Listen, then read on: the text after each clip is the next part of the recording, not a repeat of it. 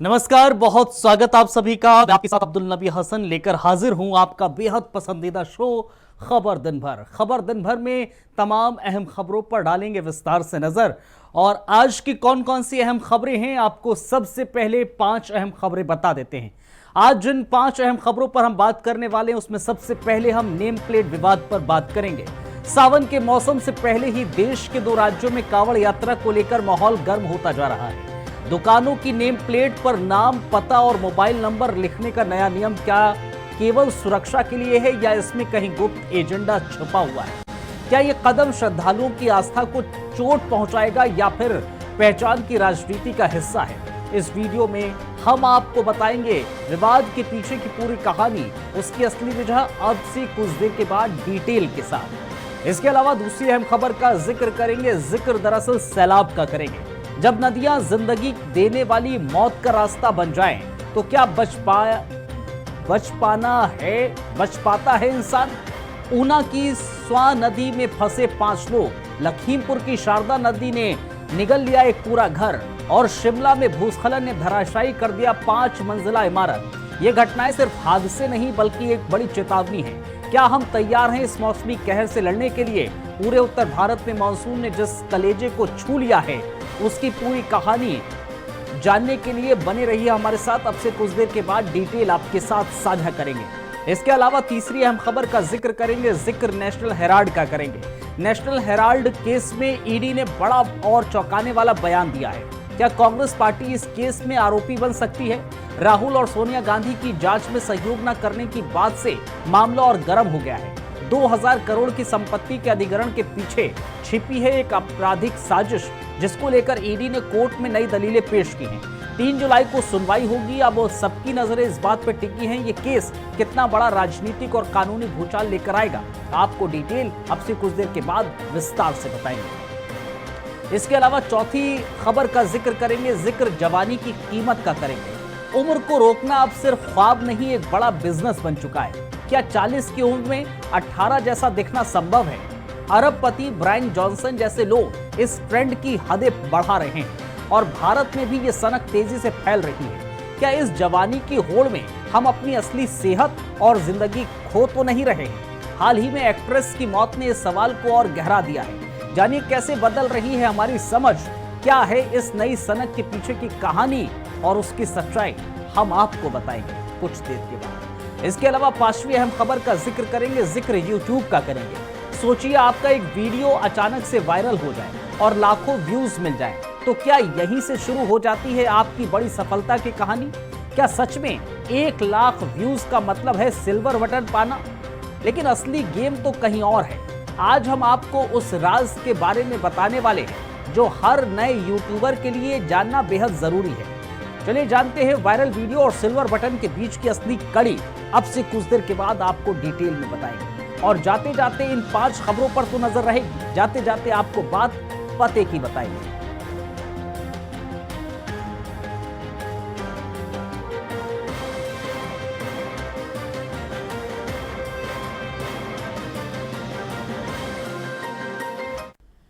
लेकिन जब खबर दिन भर की शुरुआत करेंगे तो शुरुआत दरअसल कांवड़ यात्रा और नेम प्लेट विवाद से करेंगे।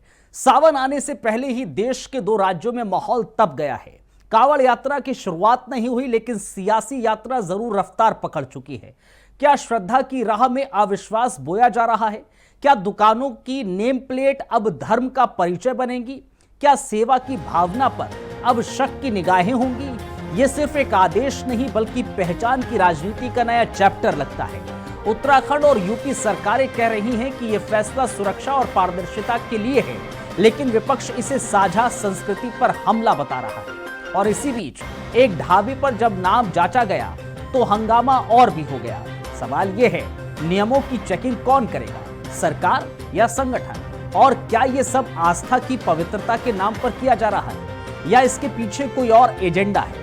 खबरों के मुताबिक उत्तर प्रदेश और उत्तराखंड की सरकारों ने कांवड़ यात्रा मार्ग पर दुकानों के लिए नई गाइडलाइंस जारी की है। अब दुकानदारों को अपनी नेम प्लेट पर नाम, पता और मोबाइल नंबर लिखना अनिवार्य होगा। साथ ही खुले में मांसाहार पर पाबंदी रहेगी। यूपी सरकार ने साफ कहा है कि 11 जुलाई से शुरू हो रही यात्रा में ओवर रेटिंग और फूड क्वालिटी पर निगरानी रहेगी। बिना लाइसेंस नाम वाली दुकानें बंद रहेंगी। इधर विपक्ष ने इस पर तीखी प्रतिक्रिया दी।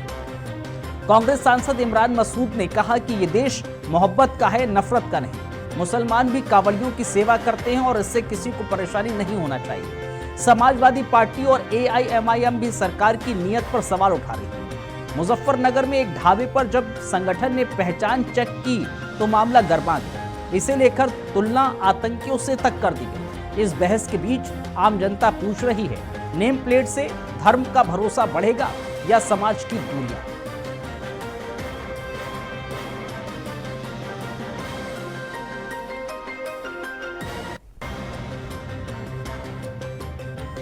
तो समझिए जरा कांवड़ यात्रा पर नया फरमान। सीएम पुष्कर सिंह धामी ने फरमान जारी किया है। कांवड़ रूट पर दुकान तो बताना होगी जरूर पहचान। बिना नाम के चलने वाली दुकानें बंद हो जाएंगी। ये बाकायदा यूपी उत्तराखंड में दोनों जगह कहा गया है। रेस्टोरेंट, ढाबे और रेहड़ी के लिए सख्त नियम दिए गए हैं। इसके अलावा मालिक का नाम, लाइसेंस, ID दिखाना बेहद जरूरी होगा। कानूनी कार्रवाई के साथ 2 लाख का जुर्माना भी दिया जाएगा, इनफैक्ट भरा जाएगा अगर ऐसा होता है। खाद्य सुरक्षा और मानक अधिनियम 2006 की धारा 55 के तहत ये कार्रवाई होगी। नियम तोड़ने पर दुकानें या ढाबे बंद किए जा सकते हैं। श्रद्धालुओं को शुद्ध और स्वच्छ भोजन पहुंचाने की ये मुहिम दरअसल दी गई है। फूड सेफ्टी विभाग इस मामले पर अभियान चलाएगा। 11 जुलाई से कांवड़ यात्रा शुरू हो रही है। देश के अंदर शांति नहीं चाहते, जो हिंदू मुसलमान करके यहाँ की आबादी को बांटना चाहते हैं और आबादी बढ़ने के बाद देश कमजोर हो, इनका एक एजेंडा है। लोग इस बात को समझ नहीं रहे, लेकिन धर्म की आड़ में धार्मिक ब्लैकमेल करके ये सब हरकतें कर रहे हैं।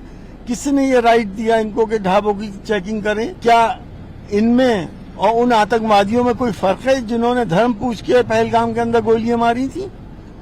ये भी एक तरह के आतंकवादी हैं और वो भी आतंकवादी थे। रास्ते में नाम बदल करके जो कावड़ उठाने वाले भोले हैं उनके पवित्रता को भंग किया जाएगा, तो ये उचित नहीं। नेम प्लेट होनी चाहिए। इसमें प्रॉब्लम क्या है मेरे भाई? अपना ओरिजिनल नाम बताने में दिक्कत क्यों है? लोग असल में इस संस्कृति को, इस साझा संस्कृति को, साझा विरासत को नष्ट करना चाहते हैं। भक्ति में सरोवर जो लोग आते हैं उनकी सेवा के अंदर सब लोग लगे रहते हैं। वो पूरा मुस्लिम बाहुल क्षेत्रों से गुजरते हैं, मुसलमान भी तमाम खड़े होकर के उनकी सेवा करने का काम करते हैं। इनको इससे भी परेशानी होती है। ये मोहब्बत का देश है, ये नफरत का देश नहीं है। पिछली बार भी इन्होंने कोशिश की थी, लोगों ने फेल कर दिया था, इस बार भी फेल कर देंगे। कावड़ यात्रा हमारी बहुत आस्था और श्रद्धा की यात्रा है, जिसमें प्रत्येक वर्ष 4 करोड़ से भी अधिक श्रद्धालु हरिद्वार आते हैं, ऋषिकेश आते हैं, आसपास के क्षेत्रों से मां गंगा का जल लेकर अपने अपने स्थानों को प्रस्थान करते हैं। ऐसे में उनका आना जाना होता है और 2-3 दिनों की प्रक्रिया ये सब होती है। इसमें जो रास्ते भर में जो दुकानदार होते हैं, खाद्य सामग्री जहाँ खाना मिलता है वो सब शुद्ध होना चाहिए और कहीं किसी प्रकार की मिलावट न हो, कोई असंदिग्ध न हो। उनकी सुरक्षा भी हमारे लिए प्राथमिकता है, इसलिए हमने ये किया है और कल मैं इसकी व्यापक रूप से समीक्षा भी करने वाला हूँ।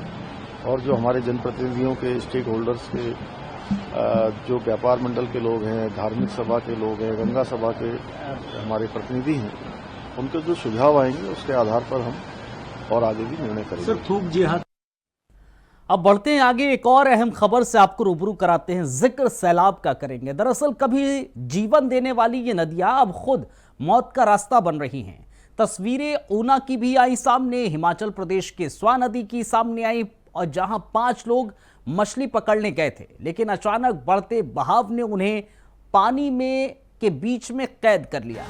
लहरें उफान मार रही थी, जान सांस सब कुछ थम चुका था, मदद दूर दूर तक नहीं थी, लेकिन फायर ब्रिगेड और पुलिस की टीमों ने जान की बाजी लगाकर 5 की जिंदगियां बचा ली। सोचिए जरा सी लापरवाही और आज 5 घरों में मातम होता है।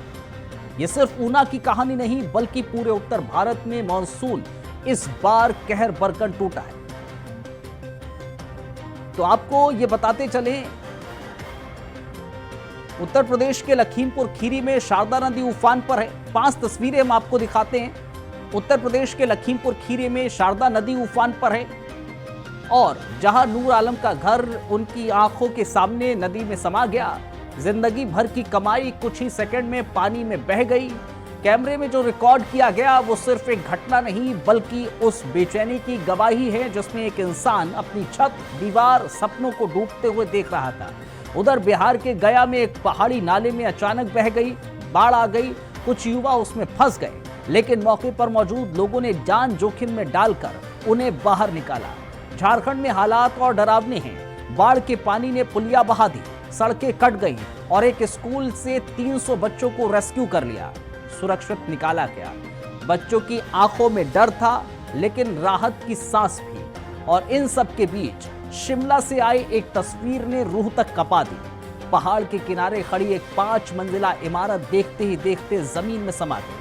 भूस्खलन इतना तेज था कि आसपास मौजूद लोग चीखते रहे, चिल्लाते रहे, भागे और एक स्थानीय निवासी ने बाकायदा कहा, पहाड़ों की कटिंग इस हद तक हो रही है कि यहाँ सब कुछ सुरक्षित नहीं। ये सिर्फ पानी नहीं, ये सवाल है विकास की रफ्तार पर। प्रकृति से छेड़छाड़ की कीमत हम रोज चुका रहे हैं और अब वक्त आ गया है लापरवाही छोड़कर चेतावनी की हर आवाज को गंभीरता से लिया जाए, क्योंकि नदियां जब उफनती हैं तो शहरों की बुनियाद भी हिल जाती है। ये मॉनसून है लेकिन ये सिर्फ मौसम नहीं, ये अब इम्तिहान बन चुका है इंसान की समझ, उसकी तैयारियों और उसकी जिद्दी रवैये का।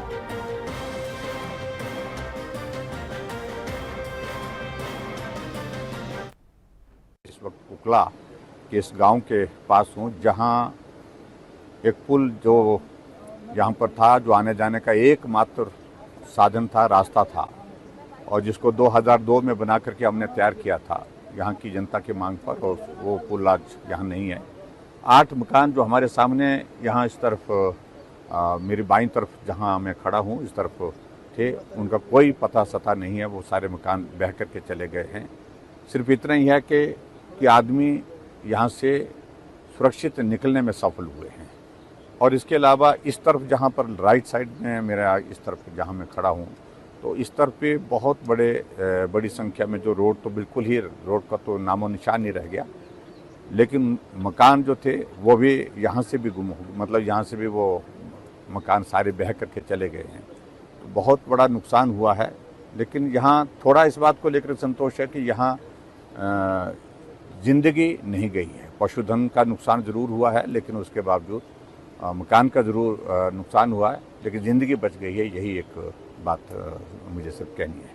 और इस सारी चीज़ के लिए अब हम आने वाले समय में इस बात को देखेंगे कि यहाँ किस प्रकार से हम रास्ता और निकाल सकते हैं, क्योंकि जो प्रेजेंट सिचुएशन में जो सड़क का जो जहाँ से हमारा बना हुआ था, यहाँ से आने जाने का रास्ता, वो अब पूरी तरह से नष्ट हो गया है।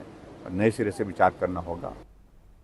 अब एक और अहम खबर आपको रूबरू कराते हैं। बात नेशनल हेराल्ड की करेंगे। नेशनल हेराल्ड केस में ईडी की तरफ से एक बड़ा बयान सामने आया। अगर सबूत मिले तो कांग्रेस को भी आरोपी बनाया जा सकता है। राउज एवेन्यू कोर्ट में ईडी ने अदालत को यह बताया कि पीएमएलए की धारा 70 के तहत कांग्रेस को बतौर संस्था आरोपी बनाने की संभावना से इनकार नहीं किया जा सकता।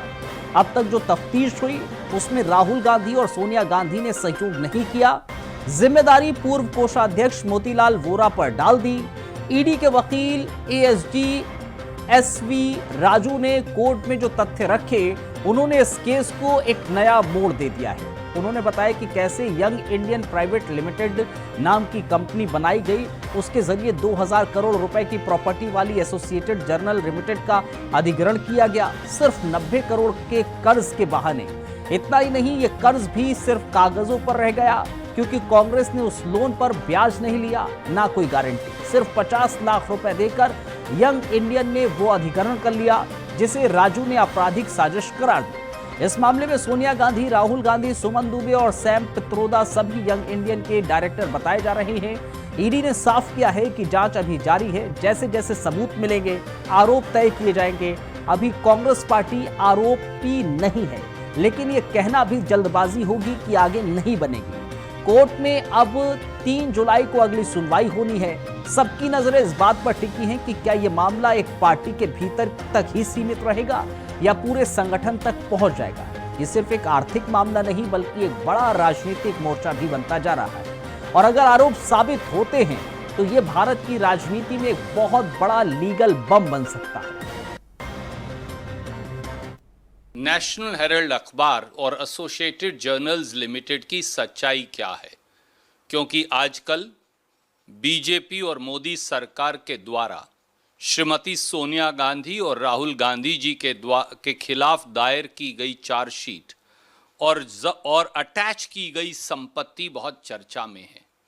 क्या यह सच है या झूठ है? क्या यह असलियत है या फर्जीवाड़ा है? केवल साधारण तथ्यों से इसका आकलन आप लगा सकते हैं। पहला तथ्य, नेशनल हेराल्ड अखबार क्या है? इसे साल 1937 में जंग आज़ादी की लड़ाई के दौरान पंडित जवाहरलाल नेहरू द्वारा स्थापित किया गया। इसकी मालिक कंपनी जो 1937 में बनी वो थी एसोसिएटेड जर्नल्स लिमिटेड और इसके प्रणेता थे महात्मा गांधी, सरदार वल्लभ भाई पटेल, टंडन साहब, किदवई साहब और अन्य स्वतंत्रता सेनानी। यह अखबार स्वतंत्रता सेनानियों की आवाज उठाता आया, आज़ादी के आंदोलन की आवाज उठाता आया। इसी कारण से नेशनल हेराल्ड अखबार को अंग्रेजों ने 1942 के भारत छोड़ो आंदोलन में इस पर प्रतिबंध लगा दिया जो 1945 तक चला। आज तक यह अखबार चल रहा है। 1937 से आज तक एसोसिएटेड जर्नल्स लिमिटेड कंपनी है। आज़ादी के आंदोलन के बाद, भारत को आज़ादी मिलने के बाद यह अखबार अपने कर्मचारियों की तनख्वाह नहीं चुका पाया, वीआरएस की राशि नहीं चुका पाया, म्युनिसिपल टैक्स नहीं चुका पाया, अन्य स्टैट्यूटरी ड्यूज, कानूनी जो देनदारी है वो नहीं चुका पाया। तो भारतीय राष्ट्रीय कांग्रेस की ये जिम्मेवारी थी। इसलिए भारतीय राष्ट्रीय कांग्रेस ने समय समय पर नेशनल हेराल्ड अखबार और एसोसिएटेड जर्नल लिमिटेड को कर्ज देकर ये सारी राशि का भुगतान किया, क्योंकि ये स्वतंत्रता संग्राम की आवाज थी। ये राशि बनती है 90 करोड़ रुपया। नेशनल हेराल्ड प्रॉफिट नहीं कमाता, इसलिए वो इस राशि का भुगतान कभी कर ही नहीं सकता था। अब एक ऐसी खबर जो आपके लिए बहुत जरूरी है। उम्र थम जाए ये ख्वाहिश अब सिर्फ दिल की नहीं, दवाओं, इंजेक्शंस और सर्जरी की जुबान में बाजार का सबसे बड़ा ट्रेंड बन चुकी है। भारत में एंटी एजिंग सिर्फ एक जरूरत नहीं, अब एक सनक बनती जा रही है। चेहरे पर झुर्रियां नहीं, सिर्फ ग्लो, फीलिंग नहीं, बस फिल्टर जैसा लुक चाहिए। हाल ही में अरबपति ब्रायन जॉनसन का मामला सामने आया, जिन्होंने टोटल प्लाज्मा एक्सचेंज तक करवा रखा। 40 के पार हैं लेकिन 18 जैसे दिखते हैं। हर दिन 40 से ज्यादा टैबलेट्स खाते हैं और हर साल 17 करोड़ रुपए खर्च करते हैं सिर्फ जवां दिखने के लिए। भारत में भी ये ट्रेंड तेजी से पकड़ बना चुका है। बायोटॉक्स, फिलर, ग्लूकाथिलॉन इंजेक्शंस, फेसलिफ्ट, नेक लिफ्ट और रीजनरेटिव मेडिसिन, इन तकनीकों के जरिए लोग उम्र की रफ्तार को रोकना चाहते हैं, लेकिन इस सनक की एक संवेदनशील परछाई भी है। हाल ही में एक्ट्रेस शेफाली जरीवाला की मौत ने सबको चौंका दिया, जो एंटी एंजिन ड्रग्स और इंजेक्शन ले रही थी। पुलिस जांच में पुष्टि हुई है वो मल्टीविटामिन, कैलोजिन सप्लीमेंट और ग्लूकाथुलॉन ले रही थी। अब मौत की वजह हार्ट अटैक बताई जा रही है, मगर इसके पीछे क्या ये ट्रेंड भी है, ये सवाल बना हुआ है। भारत में एंटी एजिंग का मार्केट तकरीबन साल 2024 से $400 मिलियन यानी करीब 80 अरब रुपए का आंकड़ा पार कर चुका है। 2035 तक इसके $964 मिलियन तक पहुंचने का अनुमान है। सोशल मीडिया, लाइफस्टाइल प्रेशर और चेहरे की पहचान पर टिकी करियर की मांग ने इस बाजार को और आक्रामक बना दिया है। 30 की उम्र के बाद यंग दिखने का दबाव अब शौक नहीं, एक अपराही आवश्यकता बन चुकी है। खासकर उस दौर में जहां आप क्या करते हैं से ज्यादा ये मायने रखता है कि आप कैसे दिखते हैं। और यही कारण है कि skin care clinics, surgery centres और एंटी एजिंग किट्स का कारोबार तेजी से फैल रहा है। सवाल ये नहीं है कि ये ट्रेंड कहां तक जाएगा, सवाल ये है कि हम जवाब दिखने की चाह में खुद को कितना खो रहे हैं।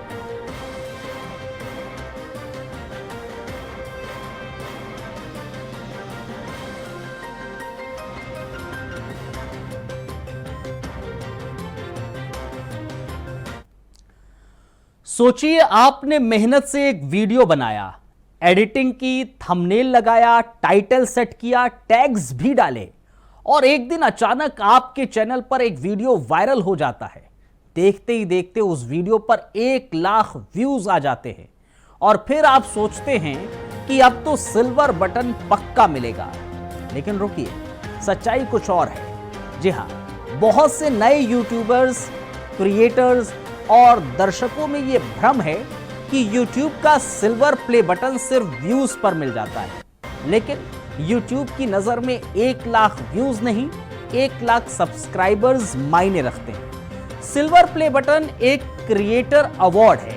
यह सिर्फ नंबर का खेल नहीं, आपकी विश्वसनीयता, मेहनत और लगातार बनाए गए ओरिजिनल कंटेंट का सम्मान है। अब सवाल यह उठता है कि सिल्वर बटन आखिर है क्या और कैसे मिलता है। तो आपको ये बता दें कि जब भी कोई YouTube चैनल 1 लाख सब्सक्राइबर पूरा करता है, YouTube उस चैनल को मैन्युअली रिव्यू करता है, यानी टीम चेक करती है कि ये चैनल पर कोई कॉपीराइट स्ट्राइक तो नहीं है, कम्युनिटी गाइडलाइंस का वायलेशन तो नहीं है, फेक सब्सक्राइबर तो नहीं है, या फिर चैनल एक्टिव और साफ सुथरे कंटेंट वाला है। अगर ये सारे पैमाने पास किए हो जाते हैं तो YouTube आपको एक कोड और लिंक भेजता है, वहीं से आप अपना सिल्वर बटन क्लेम कर सकते हैं। उस लिंक पर जाकर आप अपने चैनल का नाम, एड्रेस और अवार्ड पर छपने वाला नाम भरते हैं और फिर कुछ ही हफ्तों में वो चमचमाता हुआ सिल्वर बटन आपके घर के दरवाजे पर पहुंच जाता है। अब यहां पर एक और जरूरी बात, कई लोग सोचते हैं कि सिर्फ वायरल वीडियो बना देने से YouTube का अवार्ड सिस्टम चालू हो जाएगा, लेकिन YouTube सिर्फ एक वीडियो को नहीं, आपके चैनल के पूरे सफर को देखता है। मतलब अगर एक वीडियो पर 1 लाख, 10 लाख या यहां तक कि 1 करोड़ व्यूज भी आ जाए, मगर चैनल पर सब्सक्राइबर 10,000 ही हैं, तो अवार्ड नहीं मिलेगा। व्यूज आपकी कमाई को जरूर बढ़ा सकता है, लेकिन सम्मान नहीं। और अगर अब आप बात करें सिल्वर बटन के बाद की सीढ़ियों की,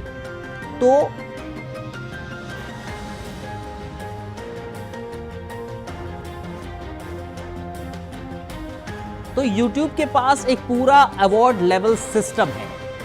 दरअसल 100 के यानी कि 1 lakh subscriber silver play button के लिए हैं, 1 मिलियन यानी कि 10 lakh subscriber golden play button आपको दिला देंगे, 10 मिलियन यानी कि 1 करोड़ डायमंड प्ले बटन आपको दिला देंगे, और 100 मिलियन यानी कि 10 करोड़ आपके सब्सक्राइबर होंगे तो रेड डायमंड क्रिएटर अवार्ड आपको मिल जाएगा। ये सब कुछ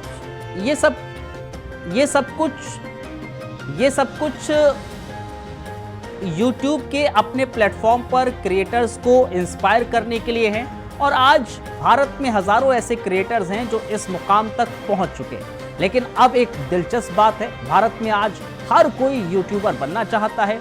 स्टूडेंट्स, टीचर्स, डॉक्टर्स, म्यूजिशियन, यहां तक कि रिटायर्ड लोग भी यूट्यूब चैनल शुरू कर रहे हैं। उसमें से हर किसी की आंखों में सपना होता है एक दिन वो सिल्वर प्ले बटन दीवार पर टंगेगा। पर क्या सभी को मिलता है? जवाब है नहीं, क्योंकि YouTube सिर्फ नंबर नहीं, मेहनत देखता है, कॉपी पेस्ट नहीं, क्रिएटिविटी देखता है। और ये भी ध्यान में रखिए, जब आप 1 लाख सब्सक्राइबर के नजदीक पहुंचते हैं तो कई बार YouTube खुद भी आपके चैनल को वेरीफाई करता है, बॉट सब्सक्राइबर हटा देता है ताकि सिस्टम को कोई गेम ना किया जा सके। इसलिए अगर आप सोच रहे हैं कि किसी दूसरे का कंटेंट री अपलोड करके या सब्सक्राइबर खरीद कर आप सिल्वर बटन पा लेंगे, तो YouTube का सिस्टम बहुत स्मार्ट है, वो सब पहचान लेता है। तो आखिरी बात यही है, सिल्वर बटन एक ट्रॉफी नहीं, एक ट्रस्ट की मोहर है। वो बताता है कि आपने न सिर्फ लोगों का दिल जीता बल्कि YouTube का भरोसा भी। तो अगर आप YouTube पर हैं, कुछ अच्छा बना रहे हैं तो हौसला रखिए, वो बटन एक दिन जरूर आएगा। लेकिन याद रखिए, व्यूज से पैसा आता है पर इज्जत सब्सक्राइबर से आती है। चलिए अब जाते जाते आज की बात पते की आपको बताते चलते हैं। कभी कभी हालात हमें तोड़ने नहीं तलाशने आते हैं। कभी कभी हालात हमें तोड़ने नहीं तलाशने आते हैं। जो आज मुश्किल लग रहा है वही कल तुम्हारी सबसे बड़ी ताकत बन सकता है। बात पते की बस इतनी सी है, रुको मत, क्योंकि तुम रुक गए तो मंजिल भी रुक जाएगी। फिलहाल इस खास पेशकश में हमारे साथ इतना ही। मुझे और मेरी टीम को इजाजत दीजिए। आप बने रहिए इंडिया वॉइस के साथ। शुक्रिया आप सभी का।